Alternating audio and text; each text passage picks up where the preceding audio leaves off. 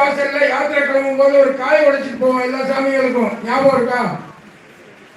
அந்த காய் உங்க வீட்டு வாசல்ல உடைக்கும் போது நான் யாத்திரை கிளம்புறேன், ஐயப்பா உன்னை பார்க்க வர்றேன், என்னுடைய வீடு, என் தொழில், என் குடும்பம் எல்லாத்தையும் நீ பார்த்துட்டேன்னு சொல்லி வீட்டு வாசல்ல அந்த உடைக்கிறதுதான் கருப்பான்னு சொல்லி தான் அந்த காய். அதுக்கப்புறம் அந்த இடத்துல கருப்பன் உட்கார்ந்து வீட்டு வாசல்ல. நீங்க யாத்திரையெல்லாம் முடிச்சுட்டு குருசாமி உங்க கையில ஒரு தேங்காய் கொடுப்பாங்க. திரும்ப வீட்டு வாசலுக்கு வரும்போது ஒரு காயை உடைச்சிட்டு உள்ள போவீங்க. நீ இந்த நாள் யாத்திரை நான் போய் வர்ற வரைக்கும் எல்லாத்தையும் பார்த்துக்கிட்டதுக்கு நன்றின்னு சொல்லி கருப்பனுக்கு நன்றி சொல்லி தான் அந்த காய் உடைக்கிறோம். இது ஐயப்பன் கருப்பனுக்கு போட்டிருக்க உத்தரவு. அதனால ஏன் காய் உடைக்கிறோம், எதுக்காக திரும்ப உடைக்கிறோம் குருசாமிகள் சொல்லலைன்னாலும் எல்லா சாமிமார்களும் முதல்ல தெரிஞ்சுக்கோங்க. காவல் தெய்வம் கருப்பனுக்காக உடைக்கிற காய் இது. எங்க குரூப்ல பாடுற ஒரு 4 லைன் பாடலை பாடிட்டு சாமிகள் கருப்பன்